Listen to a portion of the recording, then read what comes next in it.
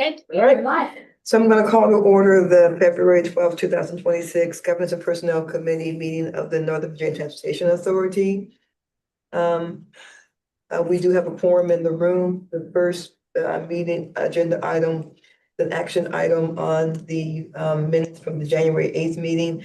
I was not able to attend the January 8th meeting, but I did send the representative and the vice chair of the board, Mike Turner, who I did speak to.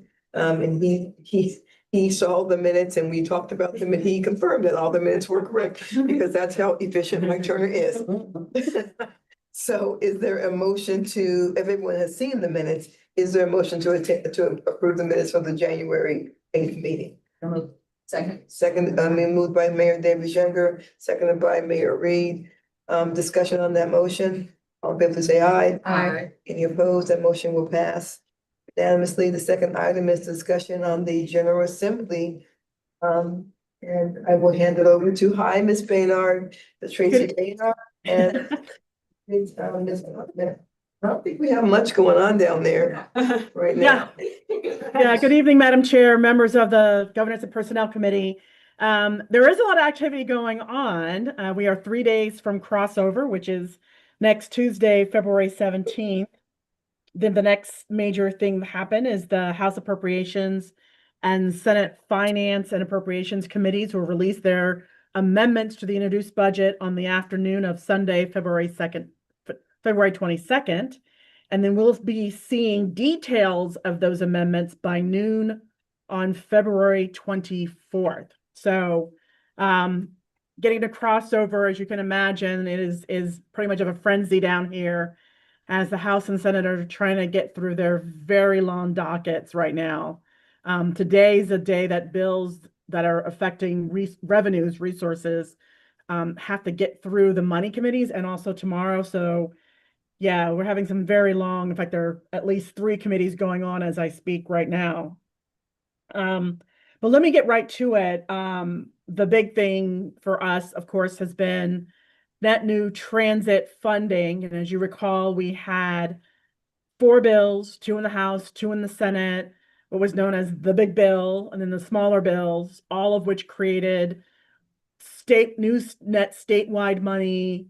The bigger bills were general fund, and then would be some regional dedicated to Northern Virginia net new money for transit that were dedicated to going to both PRTC and NVTC.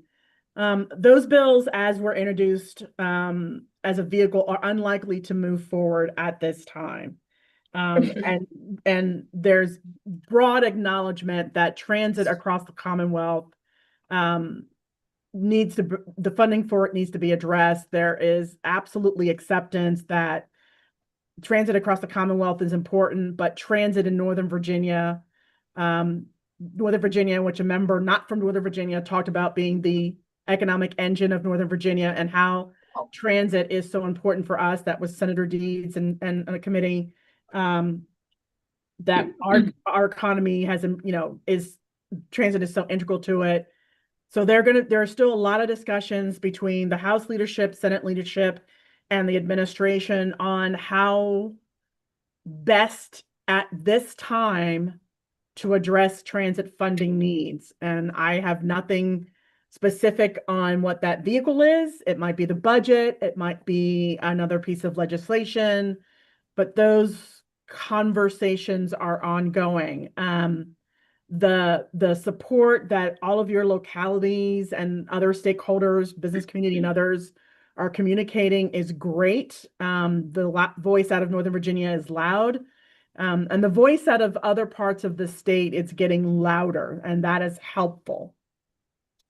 But at this moment before crossover, and I think we will know one way or the other kind of what we're playing with, probably more on the Sunday that the budget amendments are released, just because it's important to kind of see, is it going to be a bill and budget language or just budget language, or how it's going to come. But there is a lot of negotiation and a lot of conversations going on right now about how to move forward on some new transit funding. Can I stop you there and let the committee ask questions? And Colleagues, if you don't mind, I'll start. Are you saying that there is discussions to separate or divide the transit ask of Northern Virginia from the transit ask and discussions of other parts of Virginia? Madam Chair, I believe those are going on simultaneously. Okay, Certainly, if you were just to look at Northern Virginia, um, it's a big number, but it's a smaller number, right? it's also a reimbursed number because it's a reimbursed number, right? It's a number that in the end, Northern Virginians will pay. Well, I mean, bluntly, that's also the same for all transit systems across the Commonwealth. Okay. But Tracy, I get very confused with these guys, and since as that is true, except for the discussion of this was the affordability year, and I get that, and I respect that very, very much. But as Senator Deeds has made the point, you can't keep having an affordability agenda if you don't allow people to get to work. That is correct. That is correct. Again, I will say this. Let me go back. Any regional, let me go back. Anything the General Assembly does that is region specific, you want to make sure you understand that might mean that you might not get something else, right? Does it mean at the end of the day, because the Northern Virginia ask is very well defined, it's been vetted by two different studies, right? SJ28 and DMV moves. We've been talking about this for 2.5 years, which is not the same than other regions. It's in some ways we have done the work to justify our ask. I do think that in the complex scheme of everything going on in the General Assembly, depending on what the funding mechanism being used, it may be harder to do something just for Northern Virginia than it would be to do it statewide. Okay. Okay. Committee members, do you have questions before she goes on? Okay, continue, Ms. Boehner. So that's kind of where we are. We got to keep the pressure on. We've got to make them find, push them to find a solution that works for everybody. So that's on transit funding. Just keep at it, doing everything you all are doing. I think the mechanism details at this point are probably out of our hands in terms of being very specific about it, but working with the folks who are putting this together to respond with, well, if you did the money this way, this is what it would mean long and short term. As you know, sometimes you have unintended consequences from revenue sources. The only other thing that's directly impacting, there's one thing that's directly impacting NVTC. As you know, members are, proposed budget amendments, and there is a budget amendment that's been proposed together from Senators Srinivasan and Saraville. And it is a budget amendment that would dedicate $100,000 out of the general fund in FY27 to the authority to continue work on the PED bike study that we just reported on in December. And while the wording is almost exactly as the wording we got in 2025, staff and I have been talking about, should this move forward? And we won't know for sure whether it's in the budget until we see the budget. 25? Excuse me? Nothing, I'm sorry, just making sure, it seemed like it's been longer than 25, but Monica, Yeah, I'm that's, sure. but yeah, that was March 25 or It so feels when like we we've got been that doing that letter. for a long, long time, but okay, it's okay. Yeah. Um, as you recall, the report delivered in 2025, with a bunch with using all the stakeholders that were named and others, identified about identified existing and potential new revenue sources, using some of the work from yesterday 28, and of course the work that NVTA has been doing a couple of different times about the existing revenue sources that currently exist for pedestrian and sidewalk and bike facilities. If there is going to be another round, taking the next logical step, there's three questions you have to, well, there's two questions you have to answer. What are you trying to fund? You may recall that most of this is based on a 2024 report that VDOT issued, which was listing just hundreds of projects. Those projects were not vetted, they're not prioritized. It's pretty much taken from every locality in Planning District 8 what their thoughts were about pedestrian and bike facilities. So it's a bit of a wish list. I mean, it's in people's plans, but it's not prioritized, it's not phased, there's nothing about it. So there's the opportunity to do that work, to come up with a prioritization process and possibly an initial prioritized list. So you're not saying we're trying to fund all of these projects, because some probably make more sense than others. And then identifying a range of, if you had a prioritized list, let's just say for, example's sake, it was 200 projects. You could say you could fund 50 over this period of years if you had this much money, and then you could do the next 50 or however, but you could have a range of a number to reach forward in terms of net new funding, which seems to be what these senators are asking for. And then, of course, the 2025 study already identifies existing and potential new revenue sources. So that possibly is the way to approach a second question to us about ped bike funding projects. So I share that with you all. We have not, as an entity, sort of talked with the two patrons of the budget amendment. I don't really see a need to do that. But if it stays written the way it is now, we would have flexibility to shape the study to do what we think makes the most sense and would be the most useful to the community moving forward. Ms. Banner, as the bill, as the request, budget amendment request is written so similarly to what was already done, almost verbatim, similar. What do you think that they're trying to get at, that they want different? I believe the what they want, that they haven't said, but what we have heard them verbally say, particularly Senator Serville in the past, is he wants a recommendation of specific revenue sources, and he wants a recommendation for how much money needs to be raised. That is what he has articulated verbally in the past in various settings, both directly to Ms. Bachman and myself, and just in general when he's talking about the subject. Okay. Okay. Any other questions on this? Okay.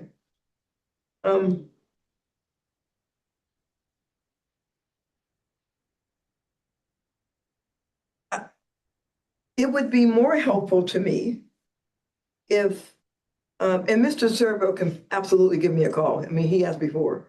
We can just have the discussion. If I actually knew what they're trying to reach for, because the new request is so similar, we could pick up what we did already, change the date, and give it back to them. And so it feels like I honestly want to be cooperative. And as Ms. Bachman said last year when this came up, the fact that we're being asked, I guess, is, although a lift for us, I say us, I have obviously mean staff, live for us, is a credit to what NVTA is and what we've done and how much confidence the staff has now, has gained in the General Assembly. So it's not at all that we are resisting, not at all. It's just that I don't want to go through, I don't want to go through an exercise in futility if I don't actually know what he's trying to get. I would rather just know what we're trying to do here. And then, what you're saying, basically what you're saying, Ms. Maynard, is we kind of assume what he's trying to do and then do that. Right? Yeah. And right. So versus them just saying what they want. That's the tough part. But I will say this, Ms. Maynard, if you and Ms. Backman have had enough conversations with Mr. Serval and Mr. Srinivasan, if you believe that, that you know where they're trying to go, then then your idea and your thoughts are fine. I just do not want to I don't want to have a part 3 of this discussion because we didn't actually get where they were trying to go. Okay. I'll follow up with both of them. Okay. And confirm All that. Committee members, do you have anything you want to say on that? Are you good with that statement? Yes, Mr. Chair Jefferson, you good with that statement? Good with that Okay. statement. All right, thank you, Ms. Baynard. Go on. Sure. Just a couple of things that are, I think, of interest to the authority because of the work that we are doing.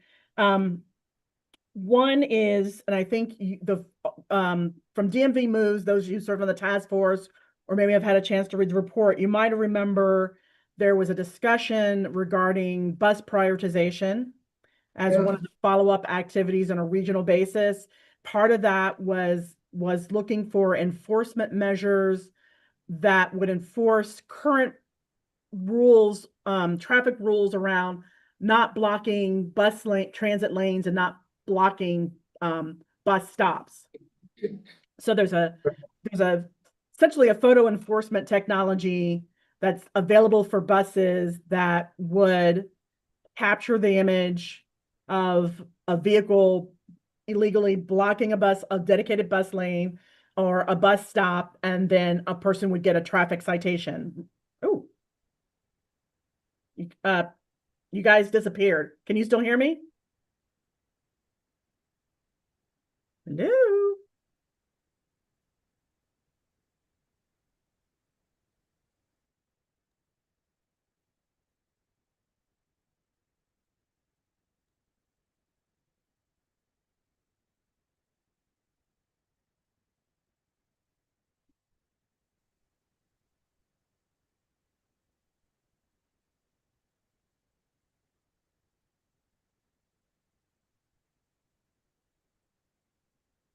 Bring your own device.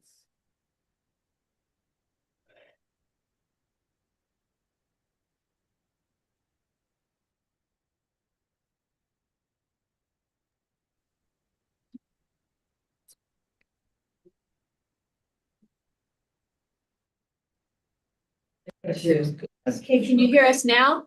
Yes, I can hear you. I can't see you, but I can hear you. Oh, because you have the video on. Okay. There you are. Yeah. Anyway, Okay. so the idea of having an enforcement process to protect bus only lanes or dedicated bus lanes and bus stops, sometimes called Clear Lanes Initiative from WMATA. So they've, the law's been passed in DC and it's working. Maryland and Montgomery County in particular, as I understand it, are standing up a pilot. But this year they're looking to see if they could get bills passed in Virginia to establish that within the traffic code. Delegate Reed is carrying the bill in the House at House Bill 564, and Senator Salim is carrying the bill, Senate Bill 583, in the Senate. And both bills are moving forward, I will say, not unanimously. I think I've talked with you before about the reluctance to expand traffic photo enforcement writ large. This is in that vein. But the Reid bill is on the House floor. The Senate has passed the Salim bill. on a party line vote of 21-18, pretty much. So we will see whether that can be adopted in Virginia. It certainly would be a nice thing to have in Virginia because of a bus rapid transit, which would be something that if you were not a fixed guideway BRT, you were likely to have some dedicated lanes that you would be using. And so this would be a nice enforcement thing to have. The other thing that's floating around sooner than I thought it was going to is creating a regulatory scheme for autonomous vehicles, particularly commercial autonomous vehicles, think Waymo taxis, etc. I say surprising because the General Assembly stood up a working group in 2025 to look at these issues, and their recommendations aren't due until November 1 of 2026. However, we have some bills that are just moving ahead of the working group and setting up or trying to set up a regulatory structure. So far, those bills are moving forward. Delegate Reed has one, House Bill 1125. Senator Salim has one, Senate Bill 670. And both bills are, as of now, moving forward. So that's going to be interesting about how that gets set up. There'll be a lot of rulemaking that'll have to come after if both of these bills get to the governor's desk and are signed. But other than that, it has been a very quiet transportation session outside of, the whole transit funding thing, which is kind of nice on occasion to have a quiet session on transportation and not have too much moving forward. Our sort of second largest economic engine region, Hampton Roads, has got a couple of studies they're seeking to do, one on public transit and one on their infrastructure system writ large. And those seem to be moving forward. So I think they're looking to have sort of the same sort of inter-regional discussion and vetting that we enjoyed in Northern Virginia on transit. And I don't think that's a bad thing. I think it's really helpful. I think they are a region that is looking to become more sophisticated about public transit and how it can be helpful down there, both within their region and, of course, with the number of military facilities down there, which, like thousands and thousands of workforce, and how to bring them to the table, how to help them with traffic management in and out of the bases. So, hopefully they will take the time that we did and have these very deep and sometimes painful discussions amongst themselves and, come forth with a fully vetted and well vetted plan and articulation of what their transit needs are and infrastructure writ large. As you know, that's a region that also has a lot of needs regarding sea level rise and urban flooding, which is familiar to several of our jurisdictions also. And that, Madam Chair, is all I have from the General Assembly at this point. Wonderful, thank you. Colleagues, do you have any questions? No. Well, Ms. Boehner, we hope you can find your way back home. I do get to come home this weekend, so I'm pretty happy about it. Yeah, you came home for a night. Yeah, that less than 24 hours. It was crazy. Less than 24 hours, exactly. But I think we are good. And you're going to join us in the full authority meeting, correct? Yes, ma'am. All right, then thank you very much. Appreciate it. Ms. Beckman, do you have anything else? I do not, Madam All right, Chair. then I'm going to call us closed right now, and we will then, I'm going to call this meeting adjourned. Thank you. Okay. Sure. See you soon. See you soon.